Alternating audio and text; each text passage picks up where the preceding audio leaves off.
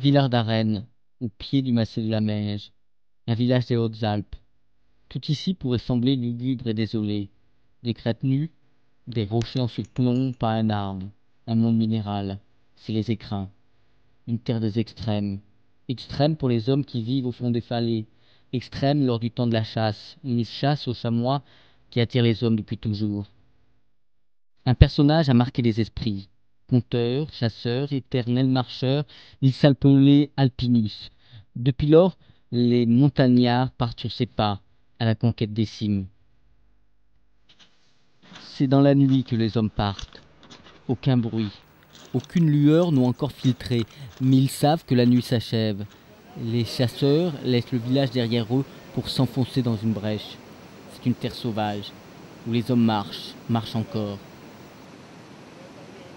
Depuis plus de 2 heures, Pierre-Alain et Patrick, moniteurs de ski dans la vallée, ont pris la direction du vallon de l'Alpe.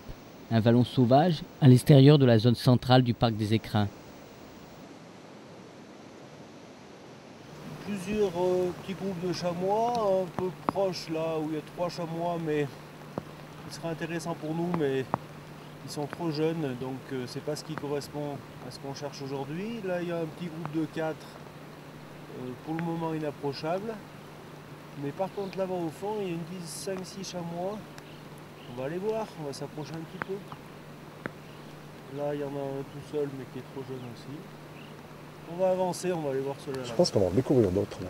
Ouais, peut-être au pied Parce de que- la pierre et puis c'était dit qu'il y en avait en face aussi. Oui, j'en ai vu un en face très bas là-bas, dans les bancs d'herbe les plus bas, Ça, c'est loin, mais on va des aller voir pichettes, aussi. dans les belles années de chasse. J'avais remarqué que c'était souvent très intéressant ici là. D'ailleurs, je vais tuer une 13e année ici. Le vent ne cesse de bâtir et défaire les brumes. Mais ces montagnards connaissent ces lieux. Des endroits vides. Vite dit, car sur les flancs de la montagne, les chamois sont nombreux. Il faut le chercher alors, couché au pied d'une roche, sur une sangle. Il faut donc explorer chaque ombre, susceptible de dissimuler une bête. Il faut y revenir et y revenir sans cesse, car le moindre mouvement, la moindre modification d'éclairage peuvent révéler une présence dans ce qui paraît être le vide. Il faut interroger la montagne. Ça vaut le coup de regarder cette harde. Ouais, ben là, on est en train de voir d'essayer d'échantillonner une petite harde où il y a 7 bêtes. Bon, c'est un secteur très très difficile là parce que c'est très vertical et l'approche est relativement compliquée. Si on en suit les conseils des anciens, il ne faut jamais essayer d'approcher cet endroit-là. Mais enfin, sait-on jamais si on trouve quelque chose d'intéressant?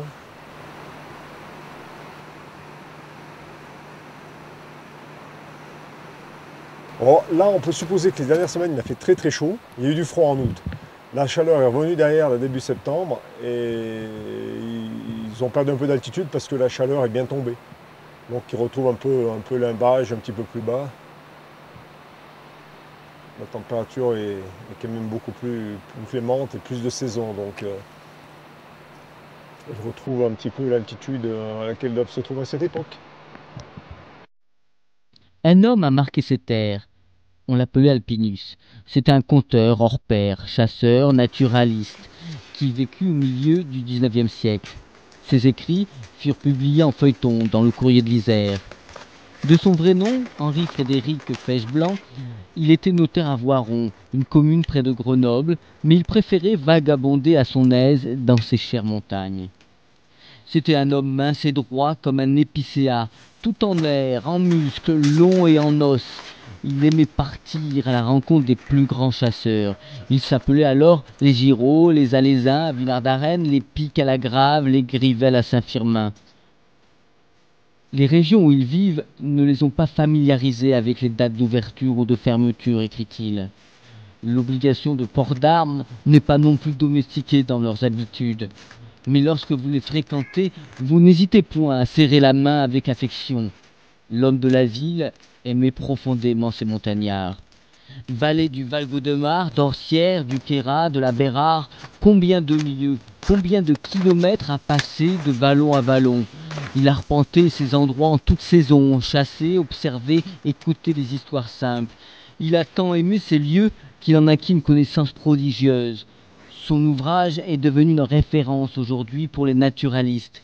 Il en résulte un livre qui ne ressemble à aucun autre, un témoignage unique sur la faune et les mœurs d'un temps où il fallait encore cohabiter avec les ours.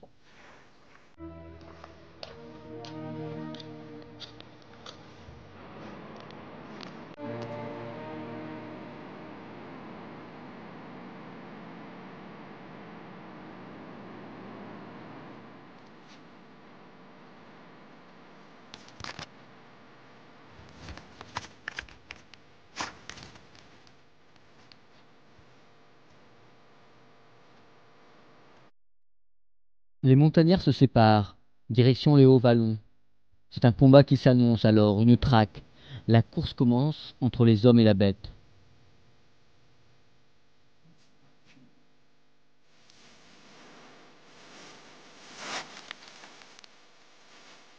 On dirait que les chamois amènent le chasseur vers un territoire où l'homme ne peut le suivre.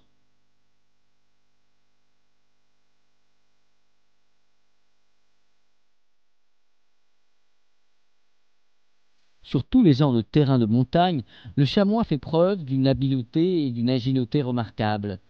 Sa technique en rocher maîtrise parfaitement les couloirs les plus escarpés, les vires et les hauts parois où il a établi ses passages. Il semble collé à la paroi, ses sabots pinces longues, larges, mobiles, tirent admirablement parti des accidents de terrain pour prendre prise.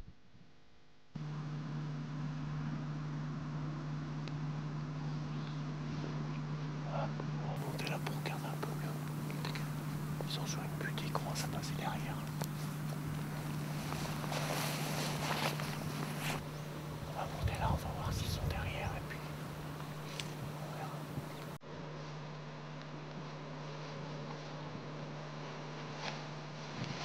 Le vent a chassé les lourds nuages descendus maintenant dans la vallée. Pierre-Emmanuel a besoin de la connaissance exacte de tous les replis, de tous les reliefs de la contrée. L'itinéraire n'est pas arrêté d'avance, il obéit à la loi suprême de n'être ni vu ni éventé. Aucun détour ne lui coûte.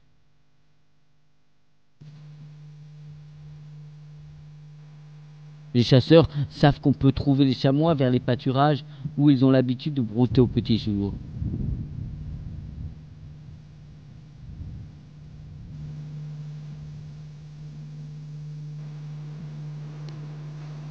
Voilà le bien noir là.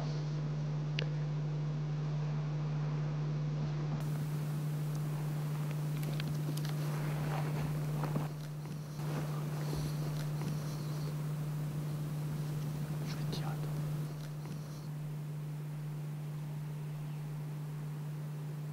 De toute façon, elle commence à être vraiment loin. Trop loin, il faut reprendre l'approche. La marche se fait silencieuse, les pieds frôlent les rochers. Il faut savoir que le chamois fait très bien la différence entre le bruit d'une pierre tombant naturellement et celui d'une pierre dérangée par un intrus. S'ils ont du mal à déceler un objet immobile à grande distance, leur attention est aussitôt attirée sur le même objet si celui-ci est en mouvement.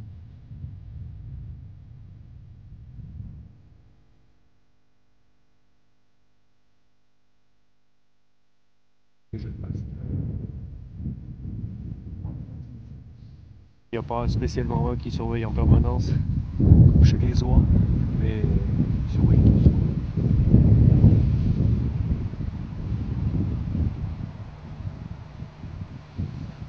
Quand il y a une horde de femelles, souvent quand même les vieilles femelles, elles ont l'expérience quoi. Donc c'est elles qui vont donner l'alerte en premier. La vigilance est apparemment relâchée, mais à tout moment, les animaux relèvent nerveusement la tête, surveillent quelques secondes l'étendue de la montagne avant de se mettre à paître. Il y en a 8 et c'est 8 mâles. Mais c'est des jeunes chamois pour la plupart, sauf un qui a, c'est sûr, un peu plus vieux, mais quand même, là, c'est le bracelet exige 9e année. Et celui-là, il doit être limite. Alors, bon, maintenant, ils sont rendus loin, là, hein, ils sont à plus de 300 mètres. On va un peu les laisser tranquilles. Je pense qu'ils vont aller escaler. De toute façon, là, vu le soleil qui commence à être haut, ils vont aller escaler dans la moraine. On les retrouvera. Il nous a senti ou pas? Non, pour le moment, ça va. Ils sont en train de manger, donc ils sont pas trop inquiets. Il y en a déjà qui sont rendus assez haut. C'est souvent un endroit où il y a des chamois. Le seul problème, c'est que ils sont souvent inapprochables parce que le vent monte le matin en général. Et là, ce matin, coup de chance, depuis ce matin, il descend. Là, il est déjà en train d'un peu tourner d'ailleurs. Mais pour le moment, il est encore favorable. Il est de côté, ça va. Plus haut, en bas du pierrier, des boucs. Pierre-Emmanuel se glisse derrière un roc, puis un autre, entreprenant une approche que d'autres auraient jugée impossible. On décide de contourner ce gros roc. Cela allongera considérablement la distance, mais c'est la seule possibilité pour ne pas être vu ni repéré par la harde. Les chamois, ils sont pas fous. Ils sont, ils nous ont sifflé. Il y en a qui sont partis. Ils sont dérangés. Mais ils restent à une distance de sécurité. Là, le chamois en face, qui est un peu vieux, donc qui est un peu plus craintif a priori, il a 800 mètres, donc pour lui, la distance de sécurité est toujours là. Conditions, là, le terrain, il n'y a pas beaucoup de relief, donc il y a des moments où on va être à découvert. Le vent est bon, mais on va être à découvert, alors je ne sais pas quelle va être son attitude. Il y en a un qui est pas mal là aussi, un peu plus proche de nous là. On va tenter le coup. On a une chance pour nous, c'est qu'on a bon vent, mais il faut traverser à vue des chamois. Donc ils vont bouger, c'est sûr. Est-ce qu'ils vont nous laisser le temps d'être assez près? C'est possible. Et de toute façon, comme ils vont bouger, ils ont deux possibilités. Soit d'aller à gauche là-bas, dans ce cas-là, c'est cuit.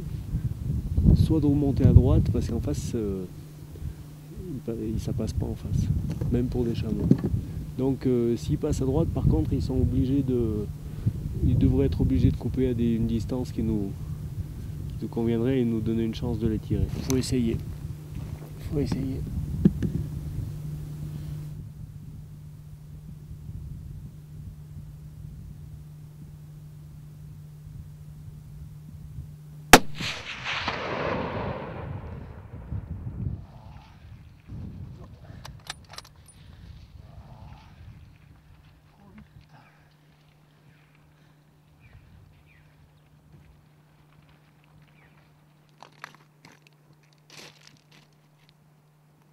C'est une belle bête en taille. Hein. C'est un très beau chamois, hein. Il est massif. Hein. Je voyais les traces en vous rejoignant là dans la terre. Parce que c'est un chameau qui est en très belle santé. Il a les dernières années là, de pousse qui sont millimétriques d'habitude, 6e, 7e, qui sont très importants. Donc c'est un chameau qui se nourrissait bien. Hein. Oui, c'est une belle bête en taille. Bon, c'est vrai que ça fait 7e, 8e, ça fait un peu genou. Mais c'est une belle bête en taille. Hein. Belle bête. Hein, la balle est rentrée là. Elle est limite. Hein. Il ne fallait pas 5 cm plus basse. Mais c'est un peu normal comme il était plus haut que moi. Qu'elle est. C'est une balle qui est un peu basse. Ah. Nos vieux beaux. C'était donc celui qu'on avait repéré en bas, qu'on a appelé le vieux beau. Un poil jeune par rapport à ce qu'on nous dirait, mais ça va. Pas... On a fait tout le tour par là-bas. On est arrivé à la tête là-haut, il y avait 3, 4, 5, 2, plus 2, plus 2, tous des jeunes. C'est le caillou où je t'ai vu quand je suis arrivé là. Il a fallu c'est le caillou. Hein, c'est le caillou je t'ai vu. Ouais, ah, ça... Et il reste une distance quand même. Ah ouais, d'accord, mais il y a la distance. C'est encore bien plus loin dans la moraine à vrai dire. Ah ouais, d'accord. Donc ça fait encore une distance. Quand je t'ai vu et que j'ai vu la bête dessous. Il a eu fait l'erreur de s'arrêter 2 secondes dans sa fuite comme les chamois. Tu veux, apparemment, là, les chamois, comme ce que vous avez vu, c'était un maximum de mâles. Le mâle est relativement très feignant, donc ils sont partis latéralement, c'est-à-dire de ce côté, ils sont passés au-dessus de moi quand je vous rejoignais. Et ils sont sûrement partis derrière, à la brèche là-haut, derrière moi, et ils se sont mis derrière à l'abri. Et puis il y en a sûrement au sommet, là, sous le glacier, qu'on ne voit pas, là, juste sous le glacier, c'est très frais comme coin, parce qu'il y a la glace à côté, bien sûr. Et ils sont sûrement là-haut. Et puis dans un moment, ce soir, ils vont redescendre manger. Hein.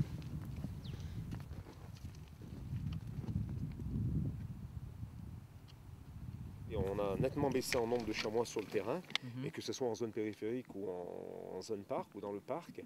Et l'explication on l'a pas, donc c'est pour ça que tu as vu, là on a fait des prélèvements, que le sang sera analysé, la rate sera analysée, les poumons pareil, avec le vétérinaire départemental, pour essayer de comprendre pourquoi, est-ce que c'est la pestivirose, il y a peut-être d'autres raisons aussi, est-ce que la montagne n'est pas trop pâturée et qu'il n'y a plus rien l'hiver à manger et que le chamois se réfugie ailleurs, puisqu'on voit des communes très basses dans le département des Hautes-Alpes, moi même plus bas sur le 04 vers Sisteron, où il y a des chamois qui sont au bord de l'autoroute, qui descendent très bas. Est-ce que maintenant le chamois n'a pas marre de la haute montagne où il galère? Et le chamois maintenant il retrouve peut-être ses origines, des endroits faciles où il a mangé toute l'année. C'est une possibilité. Mais sinon localement, on a du mal à dire qu'on est reparti, que ça augmente ou pas. Ça ressemble assez à ce qu'on voyait l'an dernier sur le terrain. Bon, on a des chèvres et des chevreaux, mais pas des quantités énormes de chamois. Pas des quantités énormes. Durant presque 2 siècles, la population de chamois n'a cessé de varier. Il a bien failli disparaître définitivement du Dauphiné. Son nombre était estimé à 600 000 individus en 1860. Ils ne sont plus que quelques centaines dans les années 20. L'entre-deux-guerres marque le premier déclin de la population, avec l'introduction massive d'armes plus perfectionnées et des abus. Cette population tombe alors très rapidement. En 1921, il faut alors interdire la chasse en Isère et dans les Hautes-Alpes. On crée ensuite des réserves et limite le temps de la chasse. Durant les années 50 et 60, tous les indicateurs sont au rouge. Les grandes battues organisées déciment les populations. Les traques gigantesques ont peu à peu dépeuplé le territoire et refoulé les chamois aux confins des arêtes. Alors, seuls les hommes les plus audacieux, les plus téméraires, se hasardent à les y approcher. Henri Meunier de cela. L'homme, âgé aujourd'hui de 77 ans, vient toujours dans son refuge. Il regarde la montagne vivre, se souvient de ses grands faits d'armes, devine les vallons désormais pour lui inaccessibles. Il a autrefois défié les éléments, jusqu'à la limite de ses moyens, jusqu'à l'incapacité d'hésiter à mettre en jeu son propre destin, écrit-il dans son ouvrage qu'il a consacré à l'Alpe de Villard-d'Arène. Sur les cartes et les cadastres, il n'y a pas de nom, hein. C'est terre incognita. Terra incognita. Mais Henri Meunier connaît le moindre rocher. Lui et ses amis leur ont donné des noms, qui leur permet de mieux raconter leur histoire de chasse. La tête de la Martelat, et puis après, en allant vers la gauche, là, vous avez la brèche du Peigne, là. La brèche du Peigne, elle se devine, il y a un gendarme, on ne la voit pas, mais il y a un gendarme qui la surplombe, là. Hein, cette espèce de petit monolithe là, qui la domine. Après, vous avez là-haut la pointe Néraud. La pointe Néraud, la plus haute sous les nuages, et à côté la pointe Gravelotte. Mon terrain de prédilection, ça a été quand même Chamoissière, hein, les arêtes de Chamoissière. Parce que au temps de la chasse concurrentielle, pratiquement personne n'allait là-haut. Hein. Je suis bien peut-être un des seuls à avoir fréquenté ces lieux là-haut. Et puis c'est l'endroit où les chamois allaient se réfugier, hein, parce qu'ils étaient tirés trop souvent dans les parties basses et de loin. C'est vraiment, comme on dit, une bavante hein, dans le jargon pour aller jusque là-haut. C'est des heures de marche. Hein. Et ensuite, quand il fallait ramener un chamois de là-haut, c'était aussi une dure épreuve. Hein.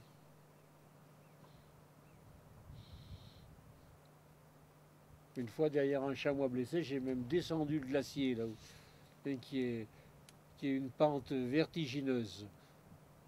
Enfin, je l'ai descendu quand même dans la rimaille. Hein. La rimaille, c'est-à-dire, c'est un sillon qui est entre le glacier et le rocher. Je l'ai descendu sur les traces d'un chamois blessé. Je l'ai retrouvé en bas dans les moraines. J'avais choisi de descendre le glacier pour ne pas le perdre de vue, parce que si c'était relevé, s'il avait continué sa fuite dans les blocs au-dessous, je ne l'aurais jamais retrouvé. Dans son carnet, il écrit « Nous ne sommes que quelques-uns à aller vers les hauts lieux, si beaux et si violents. J'aime percevoir l'odeur et la saveur de la peur. » Mais coup de tonnerre dans la vallée. En 1973, l'État crée le parc national des Écrins. Les 3/5 du territoire de Villard-d'Arène sont ainsi confisqués. Les chasseurs sont furieux. Mais Henri Meunier ouvre une brèche. Lui, l'homme de la vallée, l'indigène comme il se définit, a convaincu les scientifiques du parc qu'on peut chasser autrement, qu'on peut gérer une population. Je me sens du pays beaucoup plus que certains. Ils ont trop eu besoin de moi.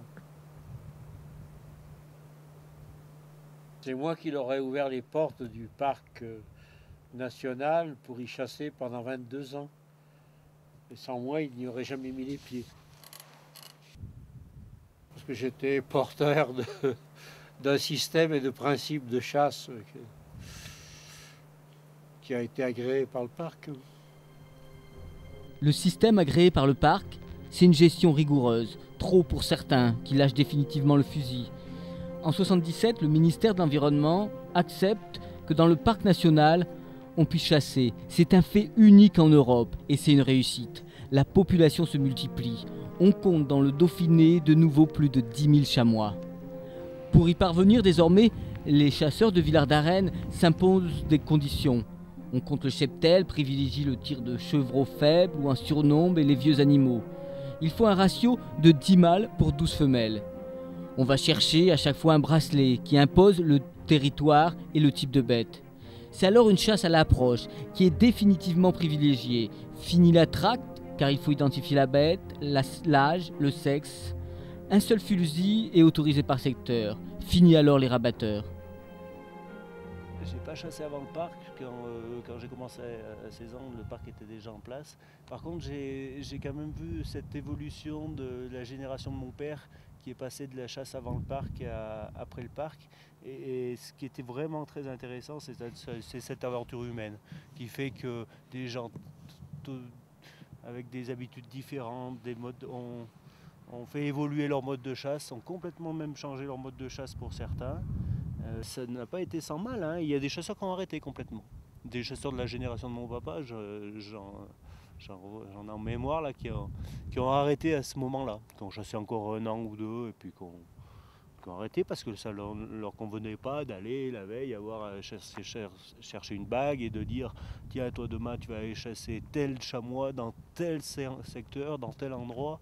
Eux ils avaient pour l'habitude de dire bah, la veille je vais voir les copains, on monte là-haut, on dort au refuge et puis le lendemain matin on décide de partir à tel endroit.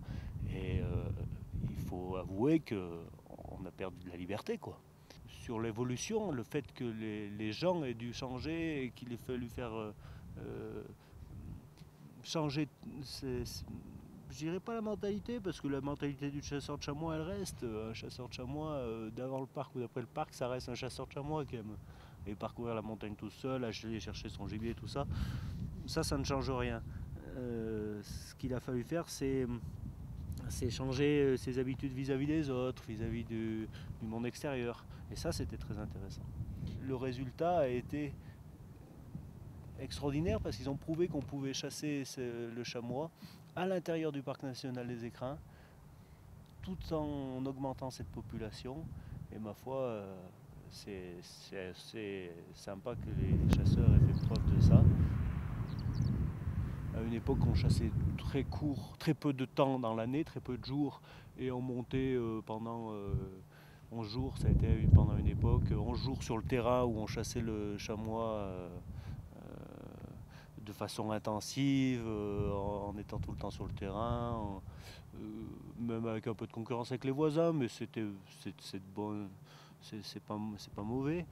À une chasse où on pouvait chasser beaucoup plus longtemps, mais où le but était aussi de choisir un animal au milieu des autres et non pas on va dire, de tirer un petit peu au tout venant.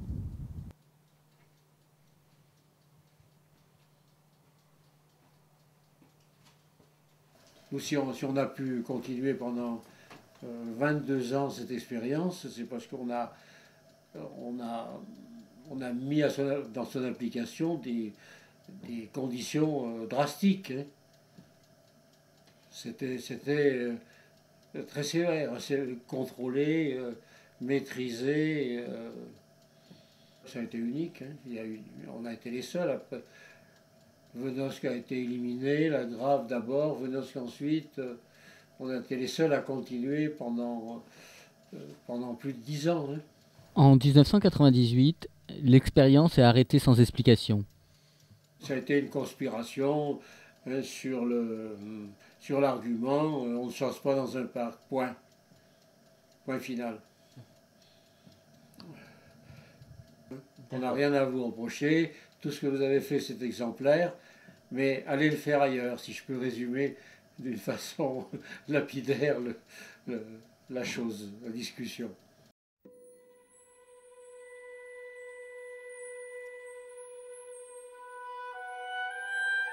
À chaque sortie de chasse, Alpinus se met à raconter le récit de sa journée.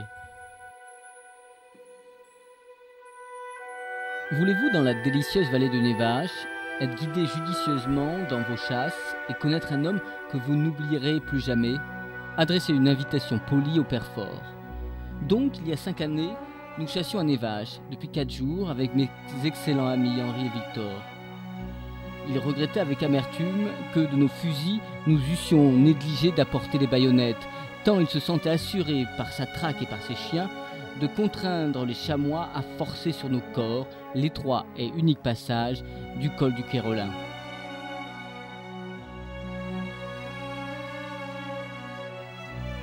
Nos nerfs étaient agacés par l'attente fiévreuse, sur nos fronts perlait la moiteur. Un bruit, une ombre, un éclair et sur le col, 6 chamois, comme sortis de terre, dessinent leur silhouette effarouchée. Une seconde, ils hésitent, puis ils fondent sur nous. 8 coups de feu fournirent une fusillade dont fut particulièrement honoré un très grand mâle qui nous effleura tous. À nos yeux consternés, les 6 chamois disparurent.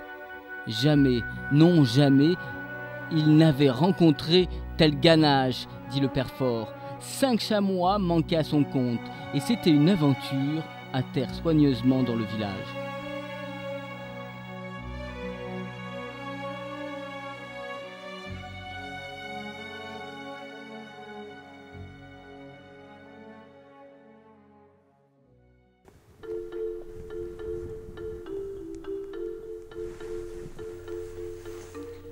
Très souvent, le vallon supposé habité se révèle aux jumelles désespérément vide. Rien dans les rochers, rien dans les couloirs, rien dans les éboulis et rien au pâturage. Un cirque mort. Tout est à recommencer pour Guy Philippe. Il chasse ici avec son frère et ses fils. L'homme aime profondément ces montagnes. Toute l'année, il dirige les remontées mécaniques de Serre Chevalier, la station qui fait vivre les gens de la vallée. Mais en automne, avant la grande saison du ski, il parcourt les grands domaines. Lui a connu les grandes heures de Villard d'Arène, lorsqu'on chassait dans le parc des Écrins. C'était un territoire beaucoup plus important. C'était des zones de chasse d'un accès plus long, mais beaucoup plus facile qu'on se trouve aujourd'hui. Là, on est dans des pentes très très raides. Oui, c'est sûr que c'était complètement différent, sachant qu'à l'époque, le plan de chasse était...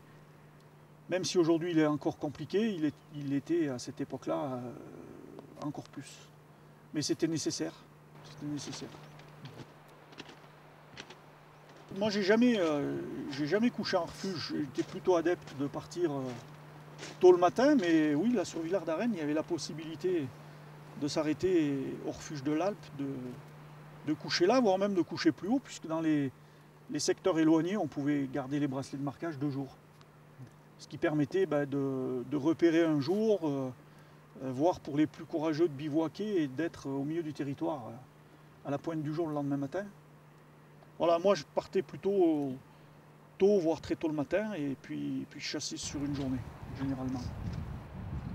Désormais, le territoire de chasse s'est réduit considérablement. Le parc a pris les meilleurs espaces, les plus accessibles. Et le fait de ne plus chasser en zone centrale, on a dû perdre les 3/5 du territoire. Comme ça, à la louche. Hein. Les 3/5 du territoire. Et là, il reste des secteurs très difficiles d'accès, ou alors des secteurs au bord de la Romanche, où de toute façon, les chamois sont là juste à la fin de la saison. Autrement, il faut les chercher très haut comme aujourd'hui. Et c'est vrai que le fond des sources de la Romanche, Casse déserte, le Pavé, Chamoisière, Combéno, tous ces territoires-là très riches en chamois, ben aujourd'hui on les contemple d'en face. On dit du Dauphiné que le temps est balayé par les vents. Le climat joue toujours un rôle important dans les déplacements des chamois, décidant la harde à descendre un peu si la neige menace de tomber, faisant remonter les bêtes lorsque les bancs de brouillard s'agrippent au flanc de la montagne et annoncent plus de chaleur. Lorsque le brouillard est épais et persistant, les bêtes ne l'évitent pas, mais semblent au contraire s'y sentir à l'abri des regards. Ils se laissent facilement surprendre par ces temps. Par grand pluie, les animaux, eux, demeurent presque invisibles. Ils se réfugient alors, préférant l'immobilité au désagrément d'un pelage trempé. On chasse donc dans la montagne des Pichettes et on est monté par la voie directe. C'est un passage que je ne connaissais absolument pas et que Henri Meunier m'a fait découvrir il y a quelques temps. C'est le passage le plus rapide pour accéder à la partie supérieure des Pichettes. C'est un itinéraire que j'ai plutôt pris en chassant plutôt à la descente. Mais là, aujourd'hui, avec le brouillard de la matinée, on n'avait pas tellement de choix. Et il a donc fallu qu'on emprunte le passage et la montée. Donc on a passé tout à l'heure sous la Caborne. Et puis là, on est en face de la Grande Vire. Les chamois sont souvent moins méfiants quand il y a cette espèce d'atmosphère pesante avec du brouillard. Donc de temps en temps, on arrive à les approcher. Et malgré que le vent soit de temps en temps contraire, j'ai assez souvent remarqué qu'avec le brouillard, les approches étaient plus faciles. Mais en tout cas, quand il était comme ce matin, c'est un inconvénient puisque la visibilité, c'était à moins de 100 mètres.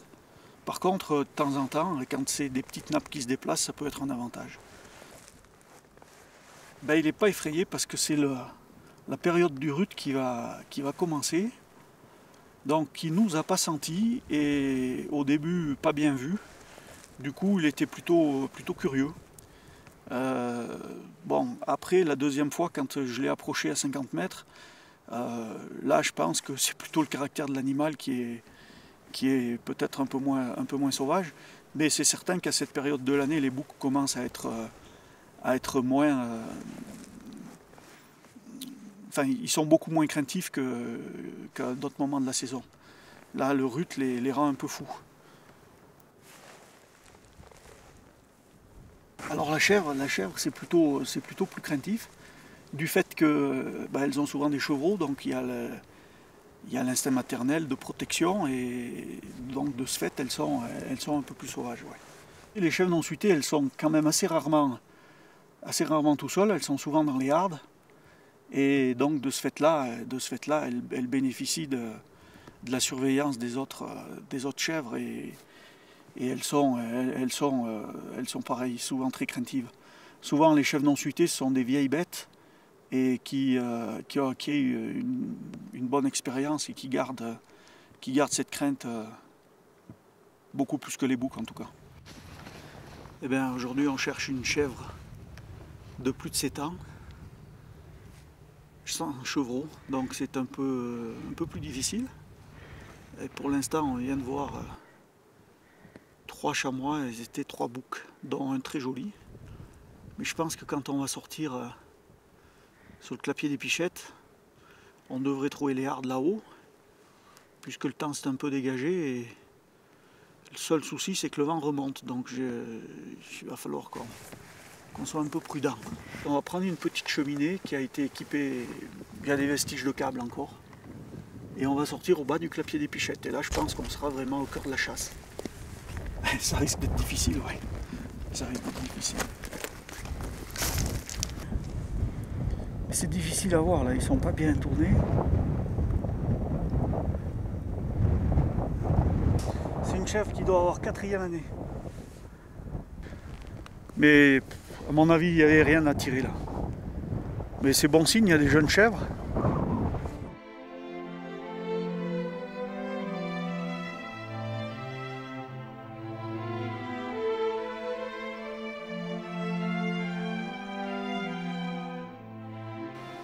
Là, il y a une succession de plates d'herbe, de rochers, de creux.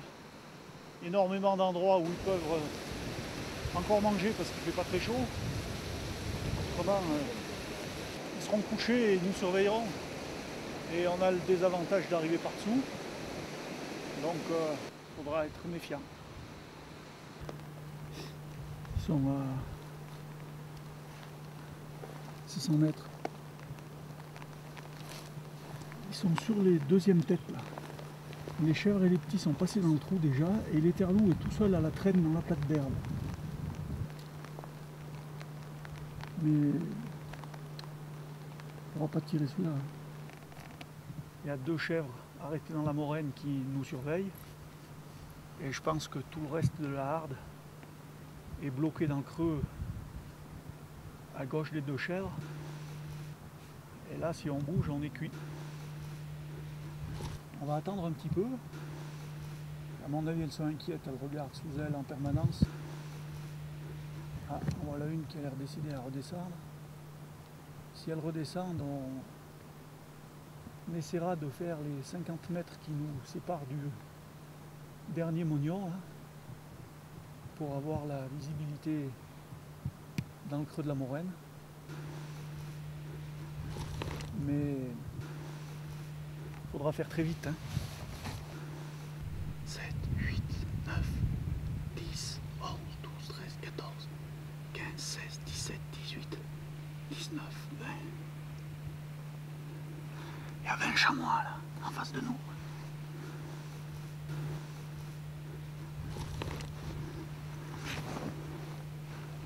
Non, mais malheureusement, ceux qui redescendent, c'est jamais ceux qui tu peux tirer. Hein. Mais alors, qu'est-ce qu'il y a comme chevreau, dis donc? Ils ont récupéré leur distance de sécurité. Il ne reste plus qu'à redescendre.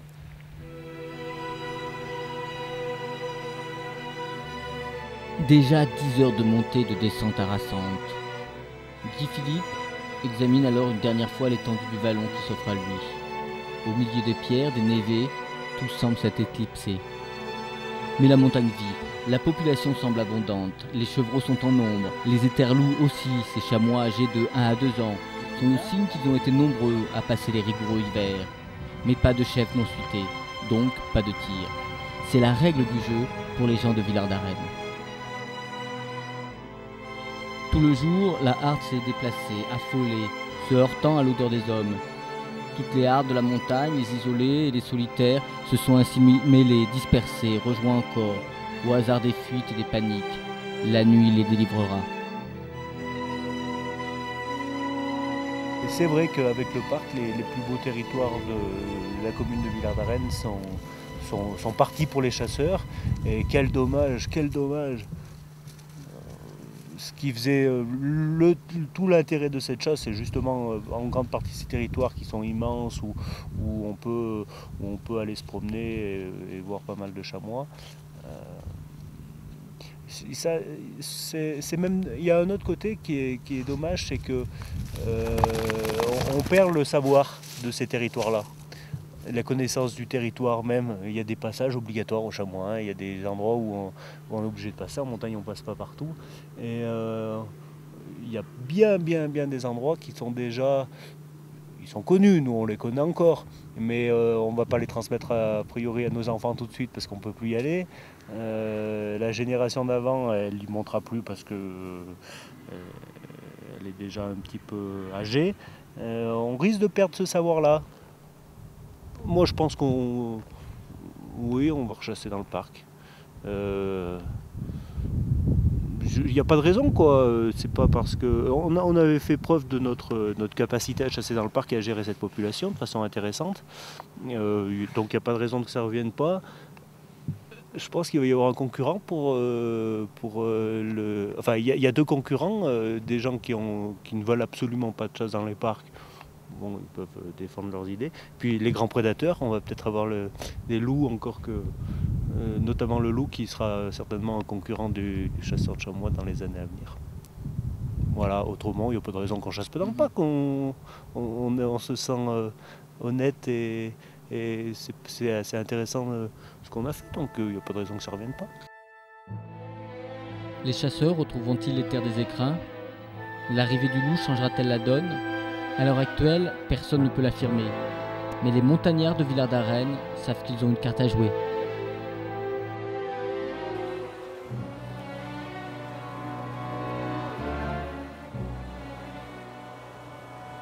Dernier jour de chasse pour la saison. La neige a couvert les écrins. Régis Philippe et Jean-François Dorel montent dans le vallon de l'Alpe. La neige, tantôt supporte le chasseur, tantôt se creuse sous son poids. La situation, donc on a eu un peu de neige, mais pas une quantité phénoménale puisqu'il y a une vingtaine de centimètres. Donc bon, c'est pas ce qui suffit pour perturber trop les animaux. Bon, donc là on effectue une recherche pour l'instant et on voit quelques mâles, mais c'est pas ce qu'on chasse aujourd'hui puisqu'on a un chevreau à tirer. Donc bon, ben on va encore un peu regarder, puis si on voit rien d'intéressant, eh bien on va aller voir un peu plus loin. La recherche à la jumelle se prolonge, tandis qu'une âpre brise, tranchante comme un rasoir, fait frissonner les chasseurs. Le vent force de nouveau. Il faut avancer, aller plus haut.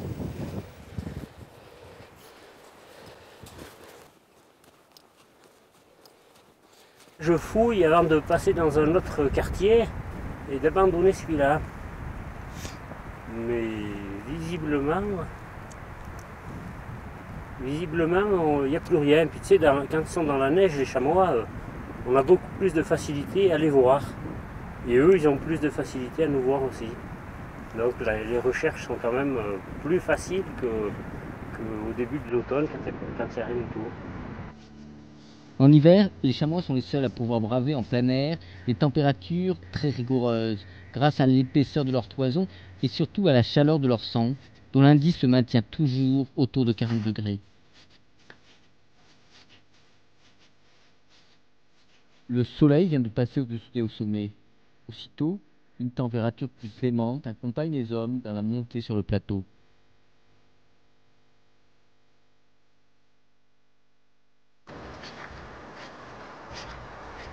Là, on est monté en altitude, donc tout de suite, il y a plus de neige, hein, puisque la limite plus neige était vers 18-1900. Et comme on dit, on brasse, quoi, hein, dans la neige comme ça, on se fatigue vite.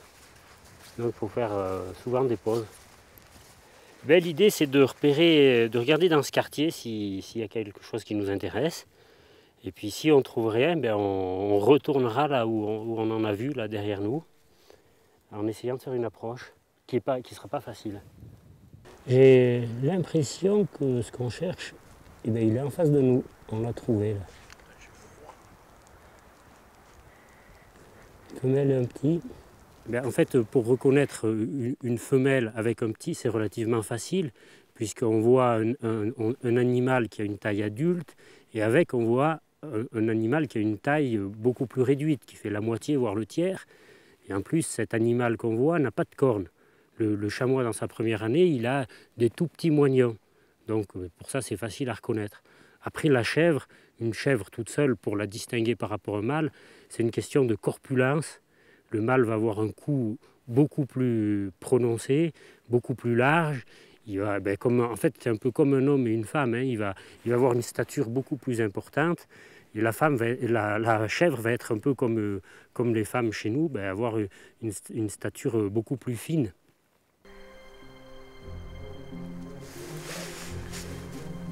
Avec le plan de chasse qualitatif mis en place il y a juste 30 ans, les chasseurs de Villard d'Arène, de tout âge, ont acquis une connaissance exceptionnelle sur le chamois, aussi bien dans son comportement que dans sa morphologie.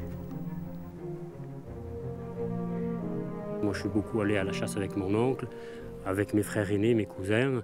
Et donc, à force de pratiquer, on apprend à reconnaître. Ça ne peut pas être inné, évidemment, parce que sur le chamois, c'est quand même assez difficile, la reconnaissance. Donc, ça demande de la pratique, ça demande beaucoup d'observation. Il faut passer du temps, quoi. Voilà. Tu vois, on est dans des milieux naturels, dans des cadres extraordinaires, quoi, hein. Je ne dirais pas que c'est unique, parce que des montagnes, il y en a quand même partout, mais pouvoir chasser dans des endroits comme ça, tout seul, et puis une chasse à l'approche, tu vois, c'est vraiment une chasse, je je dirais presque d'élite, quoi. Hein. Faut un gros engagement physique, il faut une grande connaissance, il faut un peu de réussite, bien sûr. Et puis voilà, quoi. Et puis quand tu es dans ce cadre magnifique, c'est fantastique. Ouais, c'est le dernier jour, on ferme, là, on est le 2 décembre. Et donc, c'est le dernier bracelet en plus qui reste sur la société de chasse de Villard-d'Arène. Voilà, on va voir si on peut le fermer ou si on le ramène, ça ne sera pas grave. On aura fait quand même une belle partie de chasse. On peut traverser sur la gauche ou sur la droite? Ah ouais, regardez, ils sont en bas, ils sont au pied de la roche, là, ils traversent dans la neige. On les voit bien, mais eux nous voient bien aussi. Comme on ne peut pas les approcher, que c'est à découvert, c'est de monter là en face, se mettre à cul de roche et traverser au pied de la roche, comme ça elle ne peut pas nous voir, et de l'approcher en travers, plutôt que de l'approcher de dessous où on est à 500 mètres de la paroi, là on ne peut pas l'approcher, c'est tout à découvert. Donc l'idée c'est de monter à droite et traverser à cul de roche. Ça repart de l'autre côté, attends. Ça change tout, ça repart de l'autre côté. Tu vois, regarde. Elle repart vers le fond, là.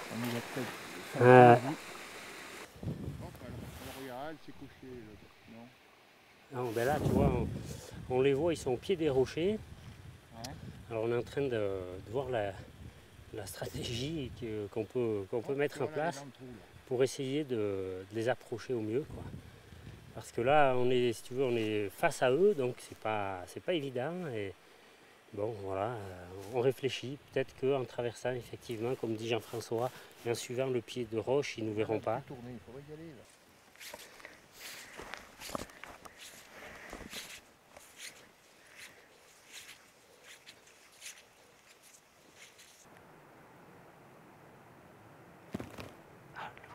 C'est la mer qui sort devant.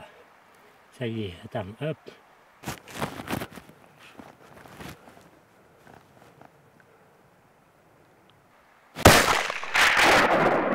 J'ai eu des...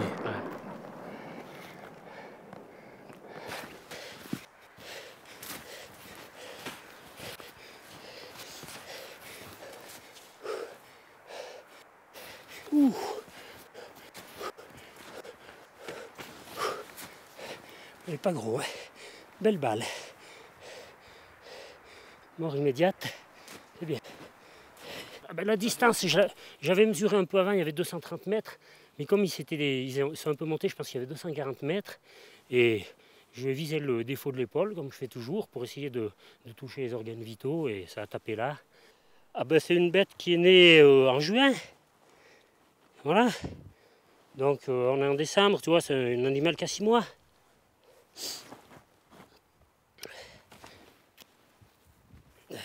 Mais tu vois, dans la nature, comme ça, les bêtes les plus fragiles, c'est les jeunes et les vieux.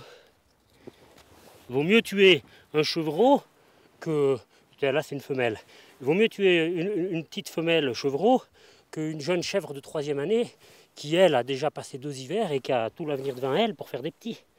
Voilà, bon, après, je m'accorde une petite gnôle uniquement le jour où je fais chasse. Voilà.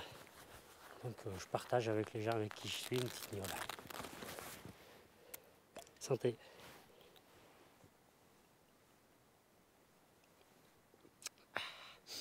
Puis là il fait froid, ça fait du bien.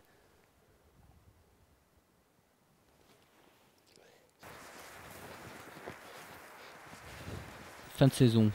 La chasse est immortelle dans les Alpes dauphinois. Elle s'élève au rang d'une conquête, comme il y a presque 2 siècles, comme au temps d'Alpinus, quand ces montagnards attendaient l'heure suprême.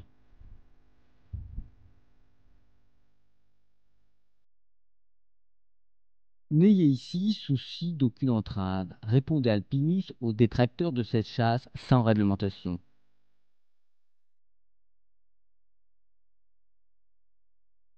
La chasse est une passion, où je ne m'y connais pas. Et que dire d'une passion tirée à 4 épingles? Essayez donc, je vous en prie, une réglementation de l'amour. Ici, vous n'avez rien à redouter de semblable, et vous n'êtes point dans une épicerie. Tirez et tuez à votre aise. Savez-vous quelle est la moyenne des chamois de chaque chasseur dans les Alpes? Elle dépasse le chiffre du 25. Grivel de Saint-Firmin atteint toujours la 50aine. Sans le savoir et à tout hasard, je gage que Giraud de Villard-d'Arène en a tué cette année plus de 60. Et leur chasse n'est gardée ni aménagée. Tout se passe à la bonne franquette.